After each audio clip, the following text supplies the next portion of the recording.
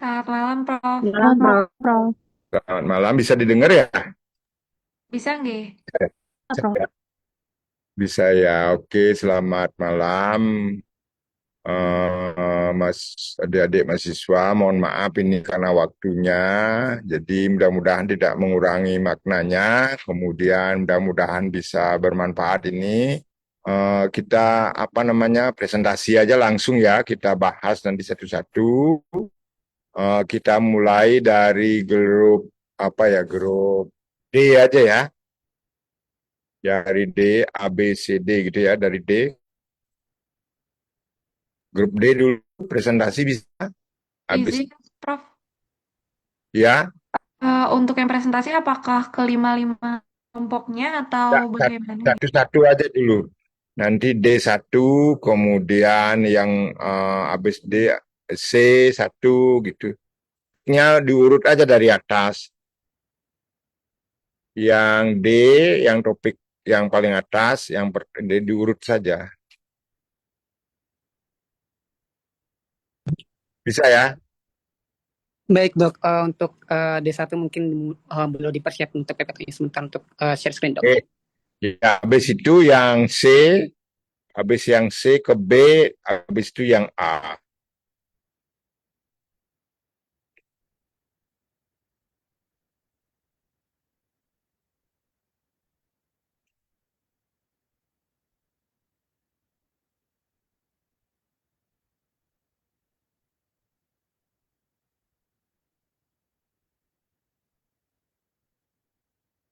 Baik, mungkin Dok teman-teman dari kelompok D1 boleh share screen.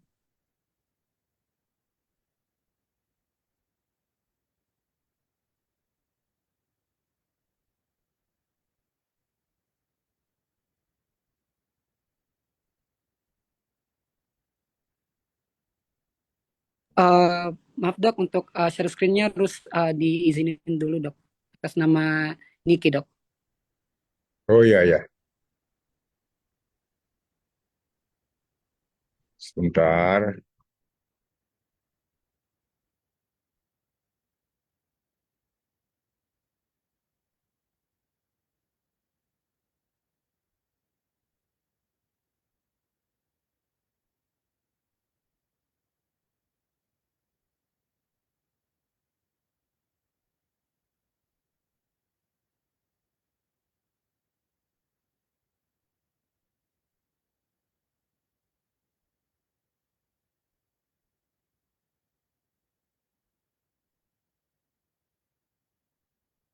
Oke, sudah coba.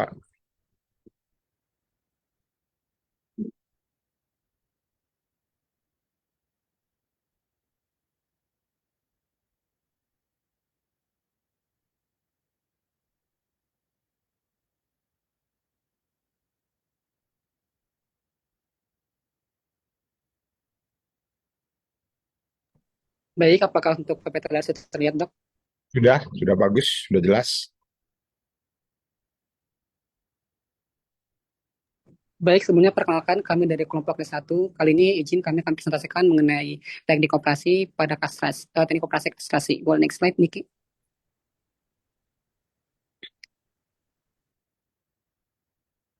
Baik, berikut adalah anggota kelompok dari kelompok D1, dimulai dari Purbawa Ari sampai ke Gabriel Nikita Antolis. Next slide.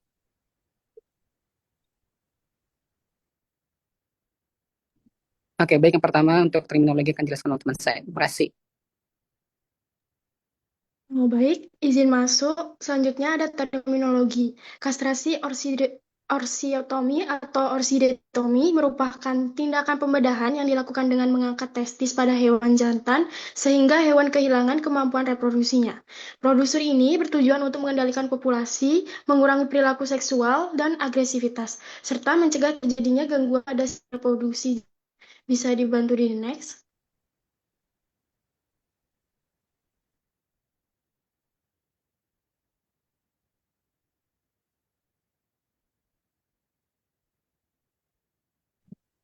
Baik, izin melanjutkan. Selanjutnya itu, saya akan menjelaskan mengenai indikasi atau tujuan dilakukannya tindakan kastrasi pada hewan. Indikasi pertama adalah mengendalikan populasi. Kastrasi dilakukan untuk mencegah reproduksi yang tidak diinginkan sehingga dapat mengurangi jumlah hewan liar dan membantu program kesejahteraan hewan. Indikasi kedua yaitu modifikasi perilaku. Penurunan produksi hormon testosteron setelah kastrasi dapat membantu mengurangi perilaku agresif, grooming atau berkeliaran, serta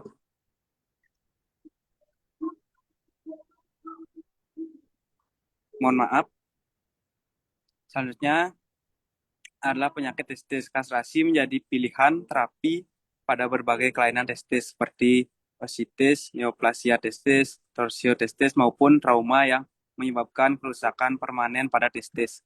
Indikasi berikutnya yaitu pencegahan cedera dan trauma pada hewan yang sering berkelahi.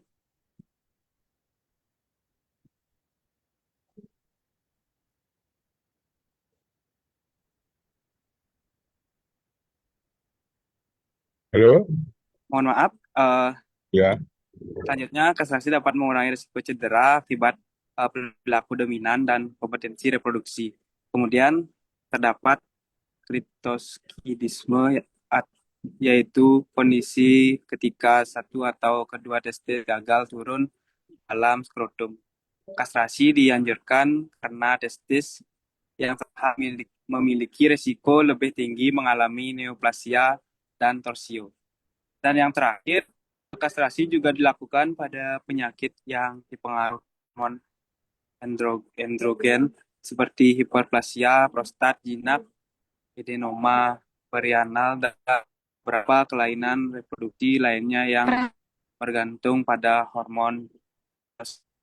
Bisa di next slide.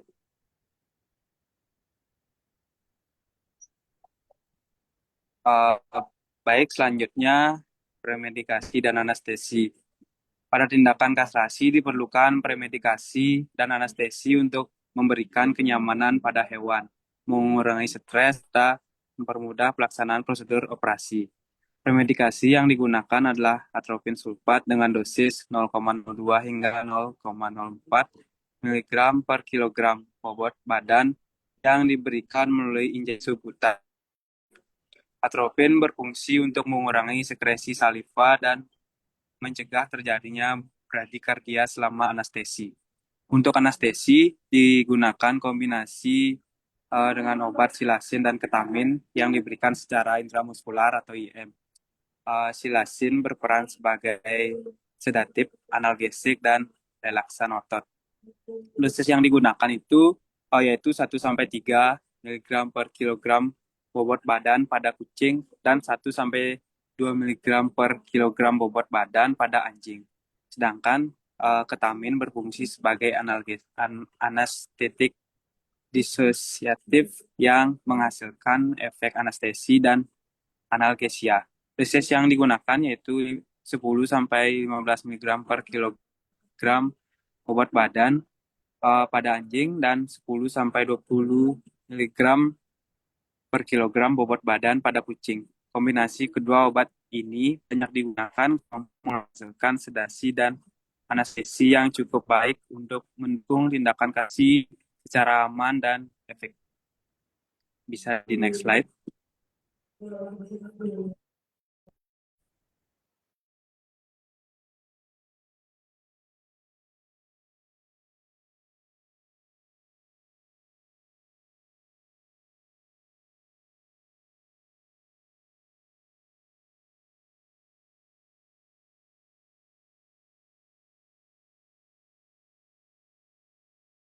Kertas skrotumnya dibersihkan. Selain itu, dilakukan juga persiapan aseptik menggunakan scrub dan antiseptik, lalu dipasang drap steril untuk menjaga sterilitas selama prosedur berlangsung. Sedangkan pada kucing, digunakan anestesi umum yang kerjanya singkat. Posisi pasien dapat dorsal, ventral, atau lateral rekombensi sesuai kebutuhan operator. Jika menggunakan posisi dorsal, tungkai belakang harus difiksasi. Rambut pada skrotum dicabut atau dicukur, kemudian dilakukan persiapan aseptik pada daerah skrotum dan pemasangan drap steril sebelum operasi dimulai. Boleh di next?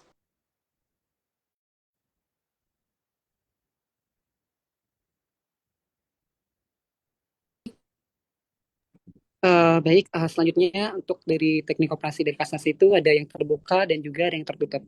Baik, untuk yang pertama itu ada teknik kastrasi terbuka. Jadi hewan terlebih dahulu harusnya memang harusnya dianestesi dan juga dari operasi juga harus disterilkan.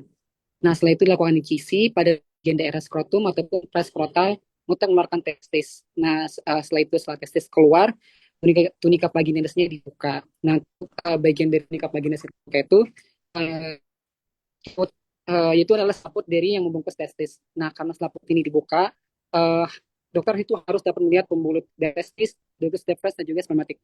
Nah, setelah strukturnya terlihat jelas dari ductus deferens, spermatic cord, itu dilakukan ligasi, yaitu peningkatan menggunakan benang bedah yang absorbable untuk menghentikan perdarahan dan mencegah terjadinya aliran darah keluar.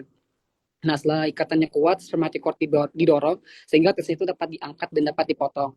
Nah, kemudian bagian yang tersisa atau stamnya sendiri setelah pemotongan itu dilakukan kembali, diperiksa untuk memastikan tidaknya terjadinya perdarahan.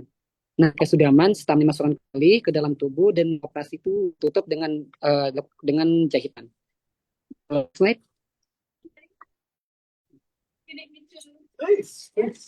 Baik, selanjutnya ada teknik kastrasi tertutup. Jadi pada teknik ini, pada kastrasi tertutup, hewan juga harus pastinya anestesi terlebih dahulu dan juga dari operasi disiapkan secara aseptik. Nah, kemudian dilakukan sayatan dan testis dikeluarkan dari luka operasi. Nah, bedanya dengan teknik terbuka, pada teknik tunika vaginalis, dia tidak dibuka sehingga testis dan spermatikordnya tetap terbungkus. Nah, setelah testis keluar, perlekatan antara tunika dan jaringan sekitar dilepaskan agar spermatikordnya itu lebih mudah ditarik. Nah, selanjutnya dari spermatikordnya beserta tunika vaginasnya langsung diligasi menggunakan benang bedah. Nah, setelah ikatannya kuat, spermatikordnya dipotong dan lalu testisnya diangkat bersama pembungkusnya atau stamnya sendiri atau pembungkusnya sendiri. Nah, ujung dari spermatikordnya yang tersisa atau stamnya itu diperiksa kembali untuk memastikan terjadinya pendarahan saat dipotong. Nah, setelah itu stamnya dikembalikan ke dalam tubuh, lalu operasi ditutup dengan jahitan. Next slide.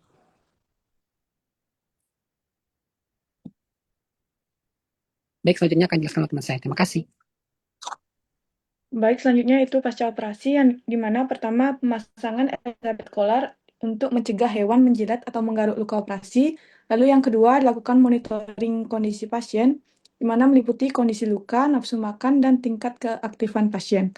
Lalu yang ketiga ada diberikan pemberian antibiotik untuk mencegah infeksi serta terapi analgesik bila diperlukan untuk mengurangi rasa nyeri. Bisa next slide.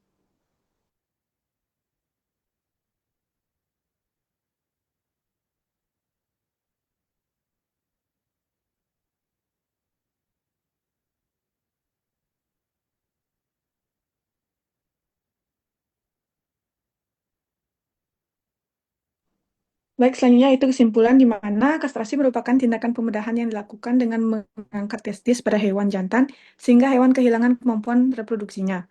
Prosedur kastrasi dilaksanakan dengan tujuan pengontrolan populasi, pencegahan dan penanganan penyakit testis, serta modifikasi perilaku hewan yang sering melakukan tindakan marking, roaming, hingga mounting.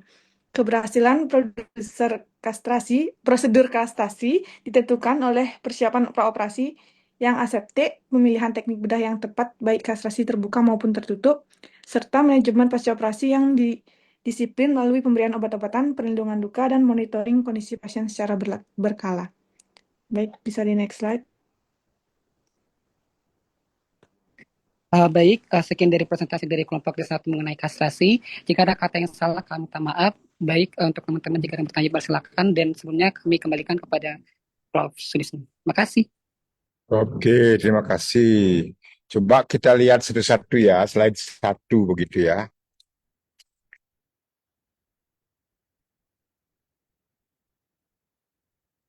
Nah, judulnya ini, coba judulnya dulu.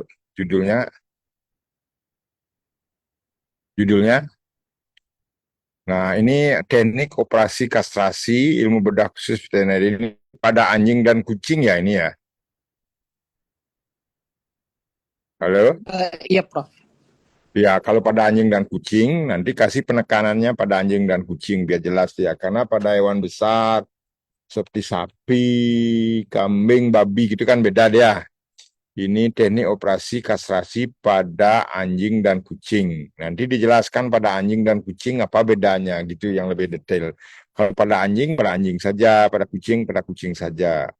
Kalau ini maunya pada anjing dan kucing itu ya yang pertama. Terus coba terus slide-nya lagi.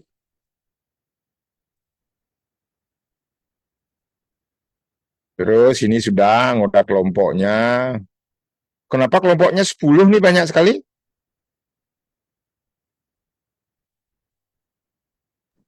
Ini 10 ya? iya, iya dok, per tiap kelompok.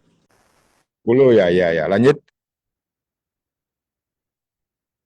Lanjut. Yang slide. Nah, ini terminologi ini kan definisi ya. Definisi dalam slide itu lebih baik jangan terlalu kayak koran begini. Jadi buat saja dalam kata kunci saja. Jadi keywordnya kastrasi atau orchiektomi atau orchidektomi itu apa sih sesungguhnya gitu. Kata kuncinya itu apa gitu ya. Jadi biar tidak terlalu panjang. Jadi apa namanya audiens itu kan tidak mungkin baca semua. Jadi adalah yang bicara gitu. Yang panjang ini Anda bicara. Cuman yang di sini biar tertulis dia kata kuncinya saja kastrasi itu apa sih gitu.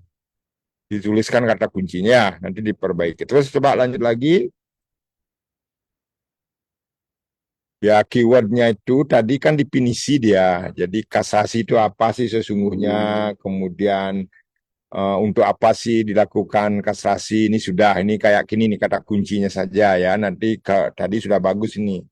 Jadi presenter yang berbicara banyak, menjelaskan jangan terlalu banyak begitu. Yang penting substansi apa sih yang dimaksud dengan testis seperti ini. Kemudian kriptor kriptorchid itu apa begitu. Bila perlu ini ditambah beberapa gambar ilustrasi ya, atau gambar-gambar biar lebih hidup, lebih paham audiensnya mendengar. Coba lanjut lagi. Premedikasi. Nah, premedikasi ini karena ini pada anjing dan kucing tentu harus jelaskan atropin sulfat pada anjing berapa, pada kucing berapa. Ini pastikan apakah ini pada anjing dan kucing dia gitu. Kemudian yang bawahnya mungkin sudah ya. Kalau ini yang atasnya itu intramuskuler apa ya, silasin itu belum ada. Kemudian dosisnya pada kucing, pada anjing. Yang bawahnya pada anjing, pada kucing sudah. Ini diperbaiki. Terus lanjut. Nah, lanjut praoperasi ini yang mau menjelaskan tentang persiapan sebelum operasi kan. Jadi yang utama itu adalah posisi hewan. Jadi lebih baik di sini diisi gambar gitu yang dimaksud dengan dorsal rekumbensi itu kayak apa, ventral rekumbensi kayak apa, lateral rekumbensi kayak apa. Kemudian difiksasi tungkai belakang jika posisi dorsal ini kayak apa begitu. Kemudian pemasangan drape itu dilihatkan gambarnya kan jauh lebih bagus dia si keterangan. Kalau begini kan ini sama dengan baca juga ya, baca koran gitu ya. Pada anjing kayak apa, pada kucing kayak apa.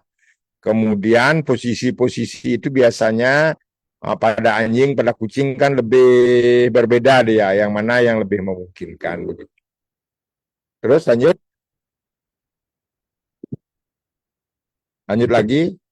Nah, teknik kastrasi ini harus dijelaskan pada anjing dan kucing juga dia. Kemudian dijelaskan gambarnya ini gambar A yang mana keterangannya, gambar B apa itu, gambar C apa, gambar D apa gitu.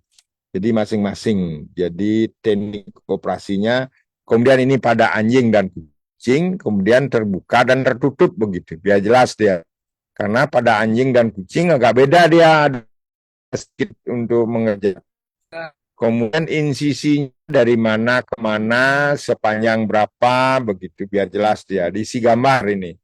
Diisi gambar-gambar itu jauh lebih banyak, kemudian dijelaskan. Umpamanya gambar A itu apa nih yang menjelaskan. Orang kan bingung jadinya nih. Hewan dibuat sayatan. Dibuat sayatan pada skrotum atau pre-skrotum. Nah, kalau yang pada skrotum kayak apa, pre-skrotum kayak apa, diisi gambarnya. Begitu. Ini dijelaskan per gambar ya, di apa, dipisahkan gambar A, umpamanya ini apa, gambar B apa, dijelaskan dia. Karena ini biar urut dia. Apa teknik operasinya, pada anjing gimana, pada kucing gimana, apa bedanya anjing dan kucing, kemudian terbuka, tertutup, apa bedanya, ini sudah ada sedikit jelasannya. Terus coba lanjut lagi. Kemudian untuk menjaritnya ini ditambahkan, menjaritnya dengan benang, benangnya benang apa, ukurannya berapa pada anjing dan lain sebagainya begitu ya. Terus lanjut. Kemudian jaritan yang digunakan juga nanti menutup jarit continuous apa gitu. Kemudian pasca operasi juga. Pasca operasi itu diisi juga gambar ini sudah bagus. Pemasangan Elizabeth Collar. Ini pada kucing, kemudian pada anjing di apa ini sudah. Jadi yang pertama berarti pemasangan Elizabeth Collar pada anjing dan kucing seperti ini. Kemudian yang kedua itu adalah pemberian obat-obat pasca operasinya ini harus jelas dia dosisnya, tutup pemberiannya, berapa hari diberikan antibiotiknya, model jenisnya apa, umpamanya antibiotik analgesiknya apa gitu dikasih dia. Oke, kemudian ada beberapa hal monitoring kondisi umum pasien pada saat apa pasca operasi itu diperlihatkan beberapa contoh gambar begitu ya. Lanjut. Nah, kesimpulan ini sama juga harus buatkan keywordnya saja dia kayak gini kan koran tidak mungkin audien baca ini semua ya. Jadi analah yang bicara menjelaskan apa yang dimaksud. Kesimpulannya mungkin buat pada kucing kayak apa, pada anjing kayak apa, ternyata pada kucing dan anjing bedanya apa dan lain sebagainya ya. Kalau bisa carikan beberapa video yang bisa memperlihatkan bagaimana kastrasi pada anjing dan kucing yang standar yang bisa digunakan. Nah itu mungkin komentar saya, tolong diperbaiki, nanti dikirim ke saya gitu lah setelah diperbaiki sesuai dengan kelompoknya ya. Baik, Prof. Eh, Nanti kita akan slide-nya dikirim. Yang lainnya walaupun tidak presentasi, diperbaiki slide-nya sesuai dengan arahan yang tadi. Nah, sekarang saya minta apa namanya Gabriel Nikita. Halo, Gabriel Nikita. Eh, hadir, Prof. Nah, kelompoknya kelompok apa? Gabriel kelompok apa? Kelompok ini, Prof. Kelompok Kelompok langsung di D1. sini. Ya, betul Yang nih. presentasi. Betul, Prof. Oke. Nah, selama membuat makalah ini Gabriel berperannya di mana? Saya membuat paper untuk yang praoperasi, Prof. Ya, praoperasi ya. Praoperasi itu apa saja yang diperhatikan dalam praoperasi? Teknik sebelum dioperasi, jadi saat dibersihkan bagian skrotum atau preskrotum, lalu juga dicukur, lalu dibersihkan, lalu juga diberikan kain steril, Prof. Sampai posisi hewan, sampai hewannya siap diinsisi, kan begitu? Betul, Prof. Nah, itu yang harus dijelaskan. Tadi kan gambar-gambarnya mencukurnya pada kucing kayak apa, pada anjing kayak apa. Itu dicari dan dengan demikian Anda kan sudah belajar banyak itu nanti, kemudian dibuatkan simpel, dijelaskan pada kawannya. Jadi kita diskusi ini proses pembelajaran yang apa namanya project based learning atau case based learning yang apa hasil pembelajarannya yang dianggap paling efisien gitu ya. Nanti dilengkapi preoperasinya itu lagi ya, Gabriel. Baik, Prof. Baik, Prof. Oke. Sekarang Tirta. Tirta Puspaningsih. Halo, Tirta? Hadir, Prof. Hadir ya. Kelompok apa? Saya dari kelompok C3. Nah, dari C3 ada pertanyaan atau komentar dari presentasi tadi? Mungkin saya ingin sedikit berkomentar, ya, Prof. Ya, Sama seperti yang dijelaskan Prof tadi, mungkin kalau dari PPT-nya itu tambahkan gambar biar dari kami juga lebih mengerti gitu daripada hanya tulisan saja, Prof. Begitu. Ya oke sama kan, nggak usah komentar yang sama lagi. Jadi memang begitu, ini saya yakin semua seperti itu. Jadi karena ini apalagi teknik operasi, gambar prosedurnya itu pertama insisinya, apa yang disisi dari mana ke mana, dibuatkan gambar, ada penjelasan kata kunci, jangan penjelasannya panjang gini kayak koran gitu ya. Sehingga audien insisi di skrutalis gitu. Insisi preskrutalis, wah apa sih, di mana sih preskrutalis itu, apa sih yang diinsisi gitu. Nah, diperlihatkan gambarnya. Jadi sehingga yang mendengar itu mengerti dan jelas. Kalau yang menyusun ini saya yakin mengerti karena sudah baca pustakanya, lihat gitu. Cuman audien yang mendengar dan melihat ini biar lebih cepat ya. Jadi sekali lihat, oh dia lihat gambar, jadi kepalanya dia menganalisis gitu. Tidak usah dia baca panjang seperti itu. Oke, Kansa. Kansa? Hadir, Prof. Oke, ada komentar? Pertanyaan?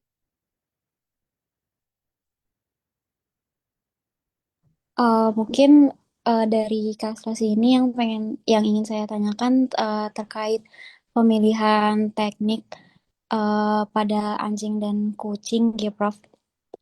Seperti yang diketahui kan biasanya kalau yang saya dengar anjing itu pembuluhnya lebih besar sehingga em, resiko untuk perdarahannya tuh lebih besar. Maka dari itu, apakah antara kucing dan anjing ini ada teknik yang lebih spesifik eh, untuk mengurangi resiko-resiko tersebut? Seperti itu, Prof. Makanya slide-nya di sini harus jelas dia anjing kayak apa, kucing aja apa perbedaan anjing dan kucing, apa kelebihan, apa kekurangannya. Coba kira-kira grup D bisa menjawab dulu.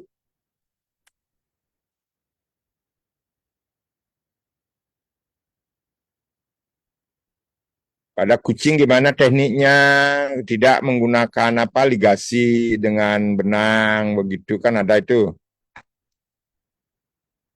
Harus grup D. Iya, Prof. Maaf. Oke. Ya, Izin sebentar untuk mencari jawabannya itu.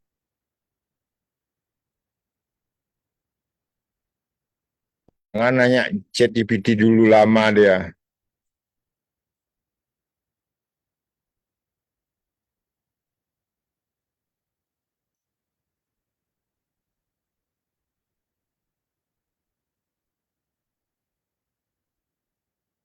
Coba dikeluaran slide-nya biar terlihat dia pesertanya. Oke. Mana ini kelompok D lama bener?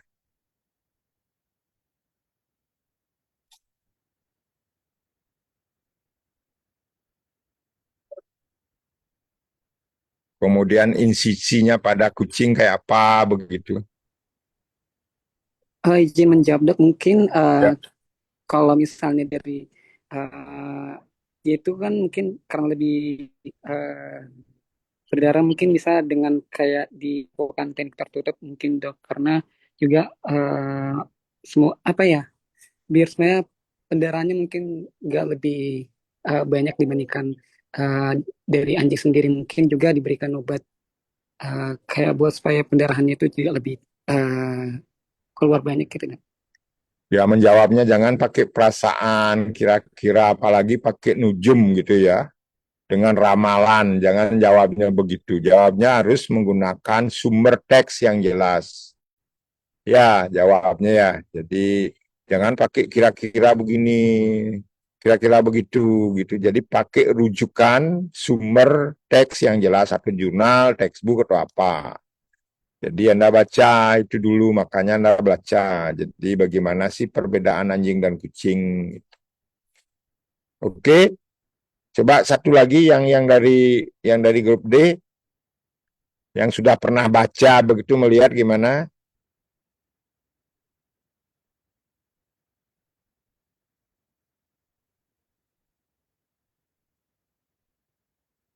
Halo? Nah, ini slide-nya harus diperbaiki tuh, diperlihatkan anjing kayak apa, kucing kayak apa perbedaan anjing dan kucing, begitu. Dan insisinya di mana, sampai kemana, berapa panjang. Kemudian ligasinya pada kucing itu bisa digunakan tanpa benang, dia mengikat apa di antara spermatic cord dengan apa nama sarafnya dan lain sebagainya. Itu ada itu. Halo, grup D? Iya dok, baik dok. Eh, Yang izin lain, menambahkan, Prof. ya. Mungkin untuk tekniknya, kucing itu lebih direkomendasikan yang terbuka. Untuk anjing lebih direkomendasikan untuk yang tertutup gitu. Ya, yang kalau kucing itu yang terbuka dan tidak menggunakan benang ligasi. Karena pembuluh darah lebih kecil, kemudian spermatic cord-nya, penggantungnya itu jauh lebih panjang, dia bisa ikat.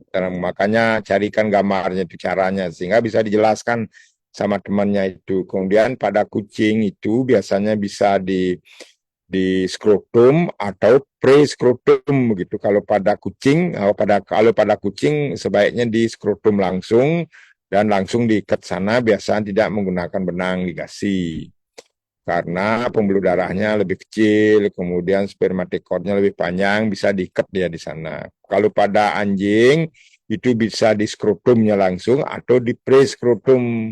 Kemudian harus menggunakan ligasi, baik yang tertutup maupun yang terbuka. Tertutup dan terbuka ini hanya bedanya kalau yang tertutup itu langsung apa spermatic cord, pembuluh darah, saraf di sananya terbungkus, dia langsung diikat di sana di ligasi. Kalau yang terbuka dibuka dia, kemudian terbuka semua, jadi terlihat ya pembuluh darah, saluran sperma dan sarafnya. Jadi itu diikat di dalamnya. Di semuanya ada kelebihan, ada kekurangannya. Seperti itu.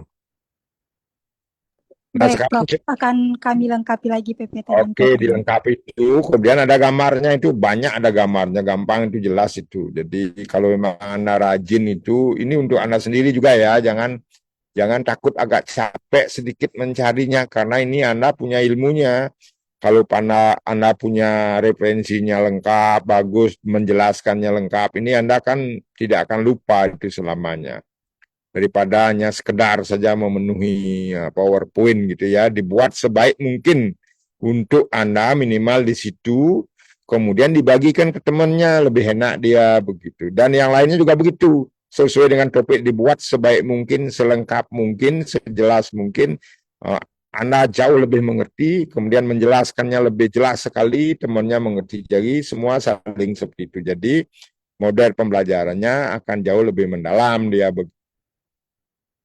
Oke, begitu kita lanjut dengan grup C sekarang.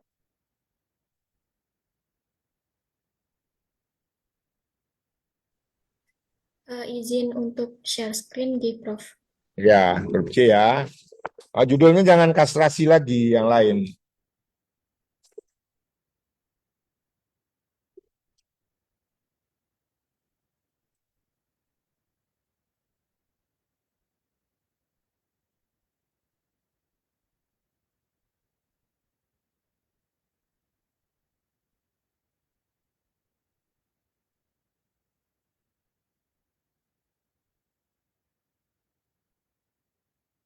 Oke,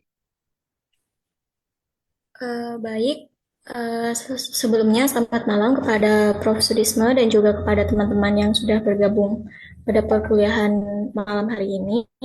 Kami dari kelompok C2 akan mempresentasikan terkait dengan teknik operasi histerotomi, histerektomi, dan OH, khususnya pada anjing dan kucing.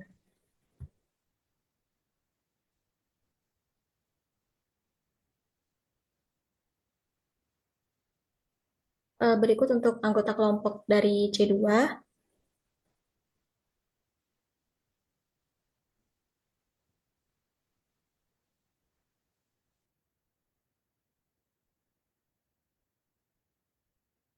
Baik, selanjutnya saya akan menjelaskan mengenai definisi. Yang pertama yaitu histerotomi, yaitu tindakan pembedahan berupa insisi atau sayatan pada uterus yang dilakukan melalui dinding abdomen atau vagina. Kemudian histerektomi yaitu operasi pengangkatan seluruh uterus yang bertujuan untuk sterilisasi atau menangani penyakit pada organ reproduksi. Kemudian yang terakhir yaitu ovariohisterektomi atau OH, yaitu tindakan pembedahan untuk mengangkat ovarium beserta uterus. Operasi ini dilakukan untuk mencegah reproduksi, menghilangkan siklus estrus, serta menangani berbagai gangguan reproduksi pada hewan betina. Next slide.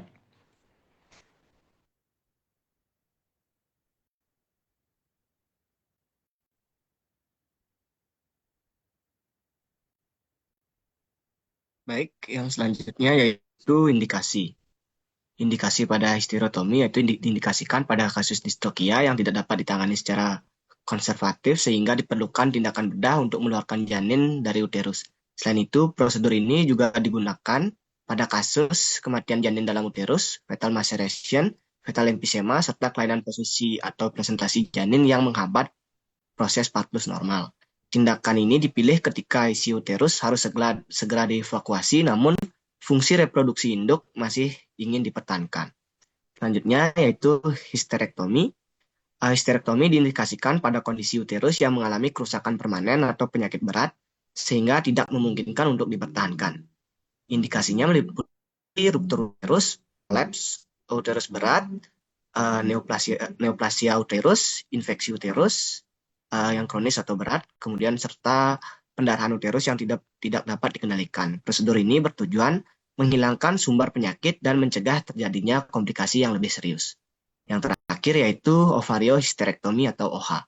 Ovariohisterektomi diindikasikan untuk sterilisasi permanen dan pengendalian reproduksi pada hewan betina. Selain itu, tindakan ini juga digunakan untuk sebagai terapi pada berbagai gangguan reproduksi seperti geometra, metritis, kista ovarium, hiperplasia endometrium kistik, serta neoplasia ovarium maupun uterus. OH ini juga berperan sebagai tindakan preventif untuk mengurangi risiko munculnya penyakit reproduksi di masa mendatang. Bisa next slide.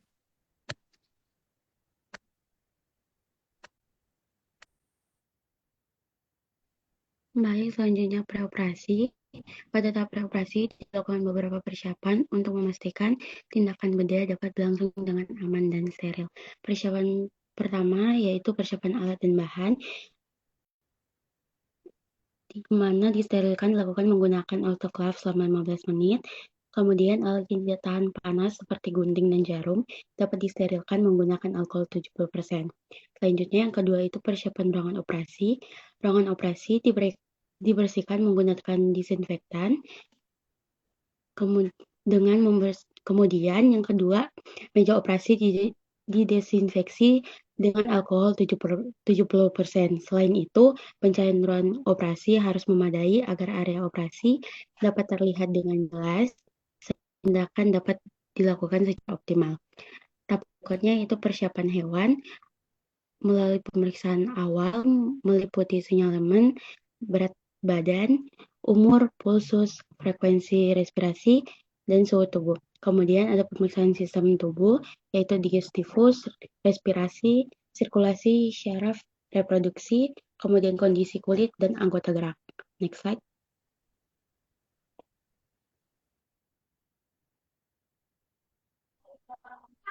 Baik, selanjutnya yaitu anestesi. Nah, tindakan pembedahan histerektomi dan histerektomi pada umumnya dilakukan anestesi umum melalui suntikan intravena atau dapat pula anestesi pada rongga interalis lumbosakral atau anestesi regional. Sedangkan untuk bedah ovariohisterektomi atau OH itu anestesi yang diberikan adalah secara regional atau anestesi umum. Di mana beberapa obat anestesi umum yang sering digunakan adalah pentobarbital atau sodium atau sagatal dan tiopental sodium atau pentotal. Di mana sagatal termasuk anestesi kerja singkat atau short acting dengan dosis sekitar 25 mg per kilogram berat badan secara intravena. Sementara itu, pentotal termasuk anestesi kerja sangat singkat atau ultrasound penting dengan dosis sekitar 20 hingga 25 mg per kilogram berat badan atau menggunakan larutan tiopental 2,5%. Pada penggunaan gatal, di mana pemberiannya dilakukan secara bertahap. Setengah dosis diberikan terlebih dahulu secara intravena, kemudian ditunggu sekitar 1 menit hingga efek anestesi mulai muncul. Nah, setelah itu, sisa dosis diberikan perlahan selama 2-4 menit sambil memantau kedalaman atau stadium anestesi yang dicapai. Nah, sebelum pemberian anestesi ini, dapat dilakukan premedikasi menggunakan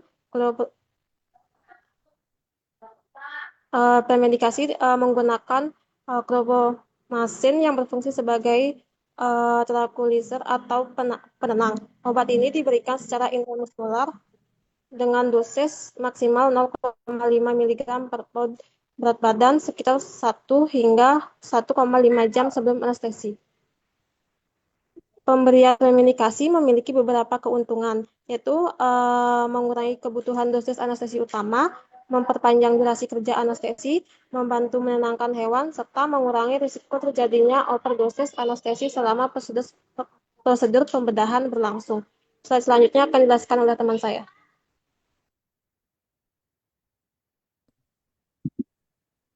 Baik, selanjutnya saya akan menjelaskan mengenai teknik operasi.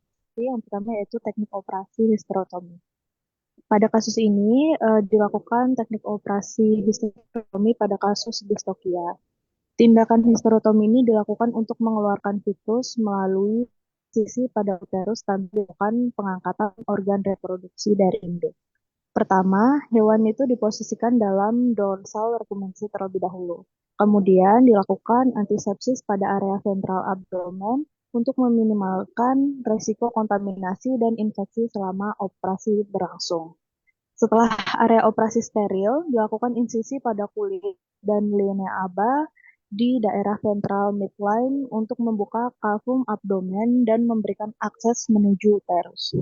Setelah uterus berhasil ditemukan, uterus diisolasi menggunakan laparotomi pad atau handuk steril. Tujuan isolasi ini adalah untuk mencegah cairan uterus, darah, maupun kontaminasi lainnya masuk ke dalam rongga abdomen. Selanjutnya, uterus ini dielevasikan atau dikeluarkan secara hati-hati dari rongga abdomen. Tahap ini perlu dilakukan dengan hati-hati karena jaringan uterus yang mengalami kebuntingan cenderung lebih rapuh dan memiliki vaskularisasi yang tinggi sehingga mudah mengalami robekan maupun pendarahan. Next slide.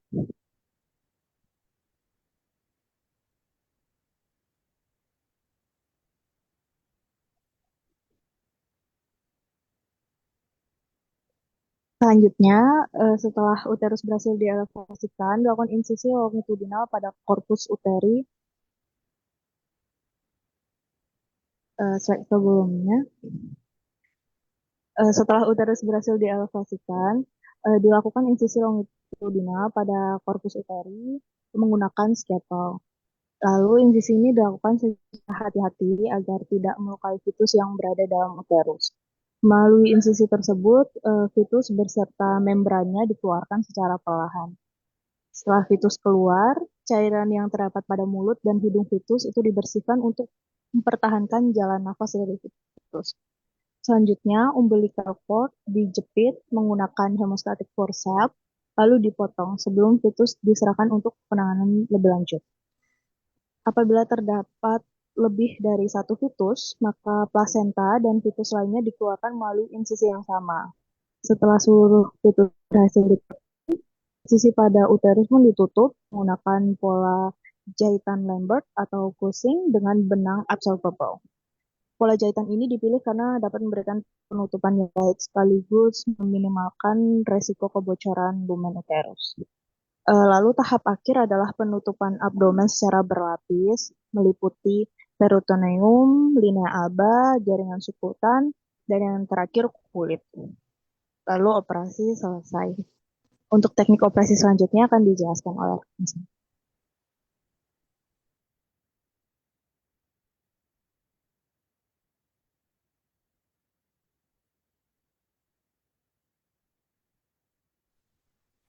Baik, selanjutnya teknik operasi ovariohisterektomi atau OH, di mana untuk teknik operasinya itu yang pertama hewan diposisikan dalam posisi dorsal rekumbensi, lalu dilakukan desinfeksi pada daerah ventral abdomen. Lalu dilakukan insisi pada bagian kulit, subkutan, linea alba, dan juga peritonium untuk membuka rongga abdomen. Nah, perbedaan pada anjing dan kucing dalam insisinya itu, kalau pada kucing, insisinya dimulai dari caudal umbilicus pada 1/3 bagian kranial abdominal ke caudal sepanjang 4-8 cm. Sedangkan pada kucing, karena badan uterusnya atau korpus uterinya itu berada agak ke kaudal, maka insisinya itu dilakukan lebih ke kaudal dimulai dari 1/3 bagian dari tengah abdominal. Lalu setelah rongga abdomennya itu terbuka, digunakan ovariectomy hook untuk menemukan kornua uteri dan juga ovarium. Lalu diidentifikasi ligamentum suspensori ovarinya. Lalu setelah ditemukan itu diputus agar ovariumnya itu bisa dieksteriorisasi. Lalu pedikel ovarium itu dijepit dengan klem 2-3 klem, lalu dilakukan ligasi di pembuluh darah ovarium dengan menggunakan benang absorbable. Setelahnya ovarium dipotong dan diangkat. Lalu prosedur yang sama juga dilakukan pada ovarium sisi yang lainnya. Lalu setelah kedua ovarium itu berhasil diangkat,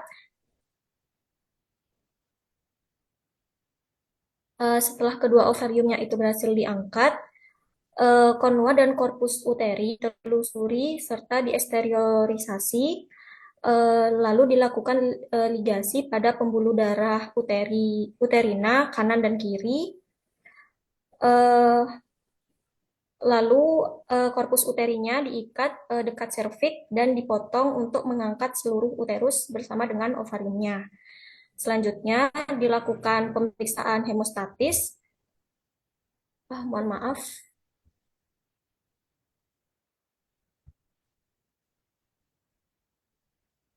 Selanjutnya dilakukan pemeriksaan hemostatis untuk memastikan tidak ada perdarahan sebelum stam uterus dikembalikan ke dalam rongga abdomen.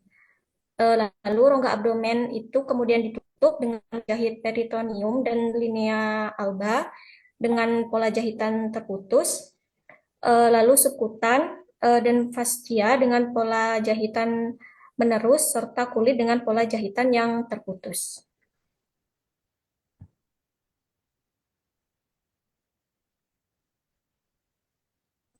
Baik, selanjutnya adalah teknik operasi. Hysterektomi. Pada teknik operasi hysterektomi, tahap pertama dilakukan insisi pada ventral abdomen untuk membuka rongga abdomen dan mengakses organ reproduktif seperti yang terlihat pada gambar 1. Kemudian, setelah rongga abdomen terbuka, uterus dieksteriorisasi secara hati-hati dari dalam abdomen seperti terlihat pada gambar kedua. Selanjutnya, pada gambar ketiga dilakukan penjepitan dan ligasi pembuluh darah serta jaringan penyangga uterus untuk mencegah terjadinya pendarahan.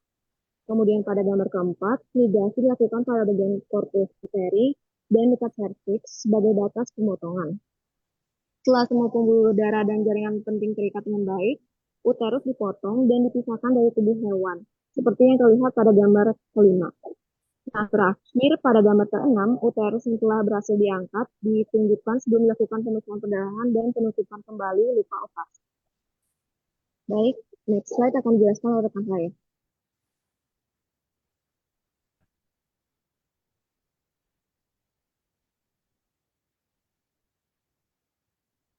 Baik, selanjutnya adalah pasca operasi.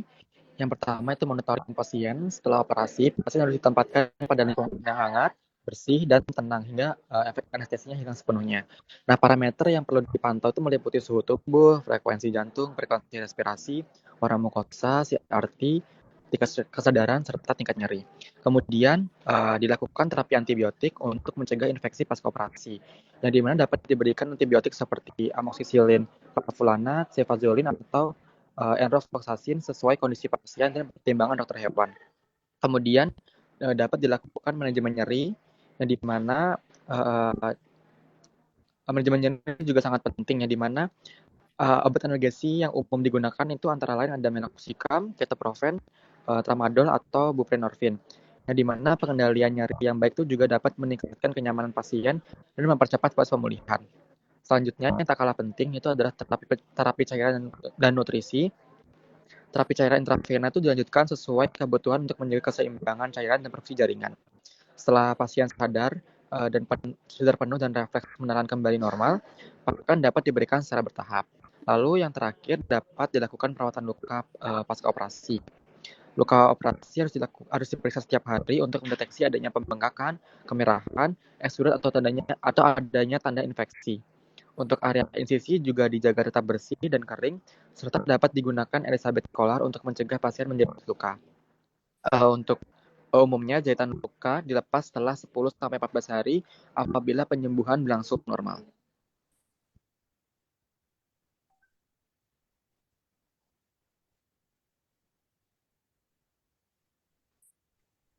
Selanjutnya yaitu kesimpulan. Histerektomi, dan ovariohisterektomi merupakan prosedur bedah reproduksi yang memiliki indikasi dan tujuan yang berbeda, baik untuk mempertahankan maupun menghilangkan fungsi reproduksi. Keberhasilan tindakan sangat bergantung pada persiapan praoperasi, teknik operasi yang tepat, anestesi yang sesuai, serta perawatan pasca operasi yang optimal guna mempercepat penyembuhan dan pencegahan komplikasi.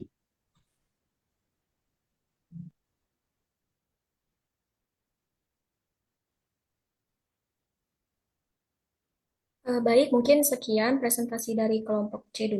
Mohon maaf apabila tadi terdapat kesalahan materi. Selanjutnya saya serahkan kepada Prof. Sudisma. Terima kasih. Oke, terima kasih ya. Kembali ini Kak, komentarnya sama ya, gambar dan kata kunci gitu ya. Gambarnya biar sesuai dengan narasinya. Kemudian jangan terlalu banyak tulisan kayak koran gitu ya. Lebih banyak kata kunci, mungkin sama dengan yang lainnya.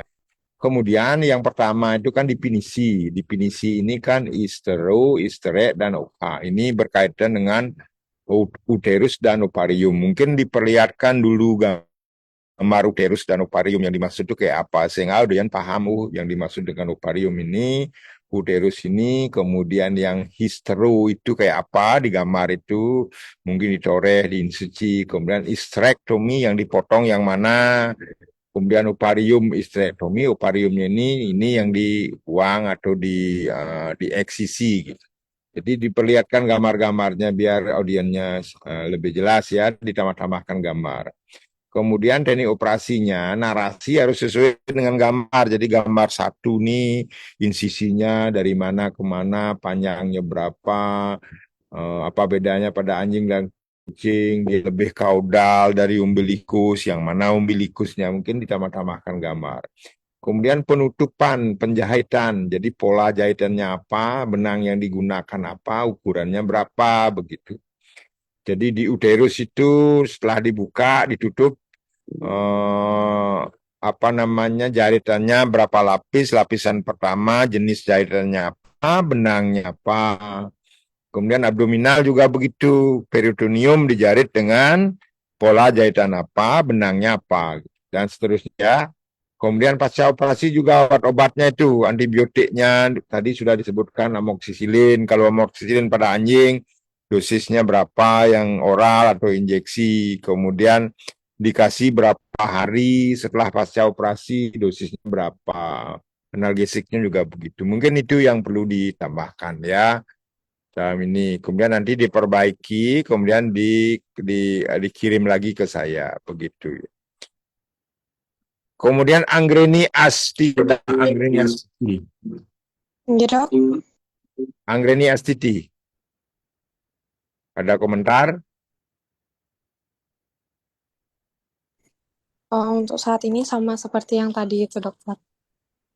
Ya, ada yang ditanya apa gitu enggak? Belum sih, Prof. Sudah Masih jelas ya. mencoba untuk memahami juga. Ya, Siti, gimana Siti? Sudah jelas gimana Siti? Siti Amelia, Oke, Prof. gimana? Iya, Prof, sudah jelas presentasinya. Sudah paham ya? Oke. Oke. Kemudian siapa? Angelita Christy, Hadir, Prof. gimana? Ada komentar nggak? Tidak ada, Prof. Tidak ada tuh gimana maksudnya? Tidak mengerti, mengertinya apa? Coba di slide-nya dikeluarin dulu.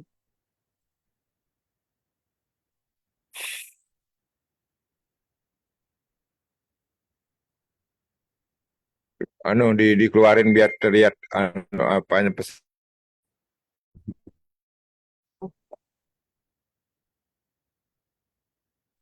Oke.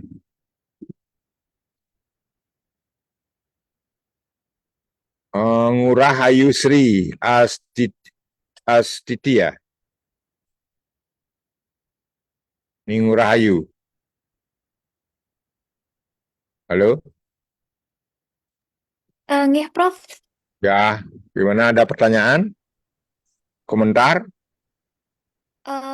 Untuk sejauh ini belum ada sih, Prof. Sudah jelas. Nggih, sudah cukup jelas. Oke, itu diperbaiki ya kayak tadi grupnya. Sekarang kita lanjut ke grup B ya, grup B ya.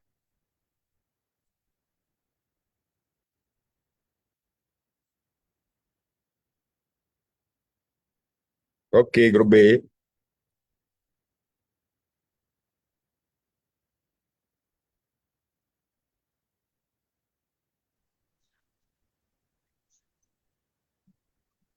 Selamat malam. Apakah suara saya Ya. terdengar? Oke, terdengar. Baik, izin untuk share screen dahulu, nih, Prof.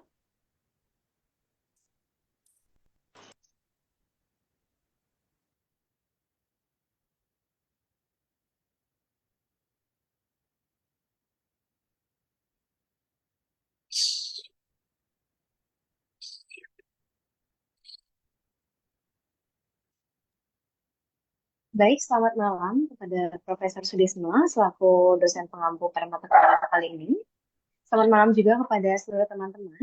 Kami dari kelompok B3 akan mempresentasikan mengenai teknik operasi episiotomi dan juga episiostomi pada anjing. Bisa di next.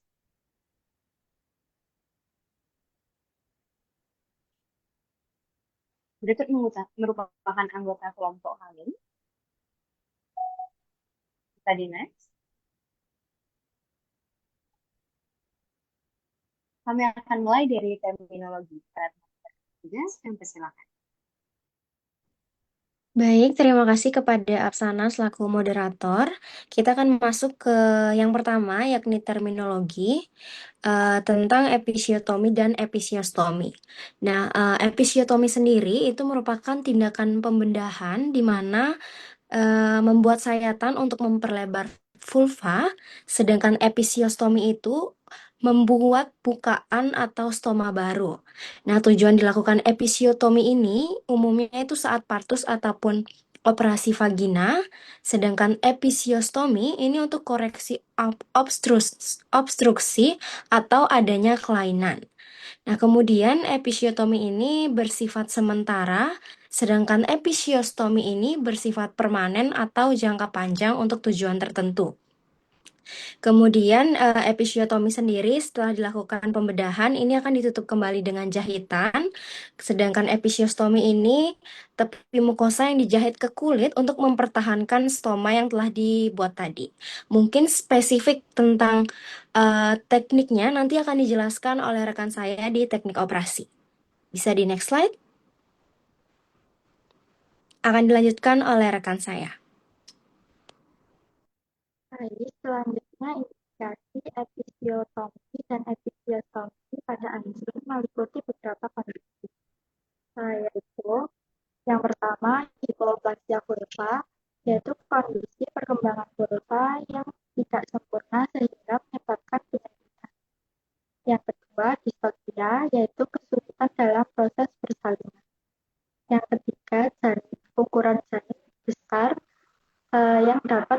akibat keluarnya melalui jalan lahir.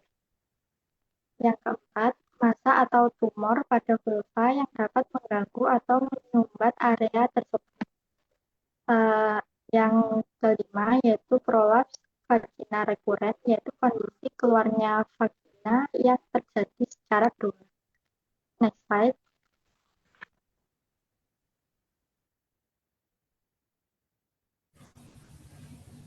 Baik, jadi pada tahap preoperasi yang pertama dilakukan yaitu evaluasi pasien melalui anamnesis dan pemeriksaan fisik untuk menilai kondisi umum serta mengevaluasi daerah vulva, vagina, dan juga perineum.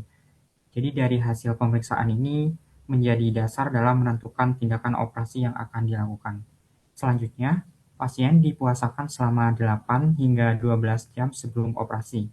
Tujuannya sendiri untuk mengurangi resiko regurgitasi dan aspirasi selama proses anestesi.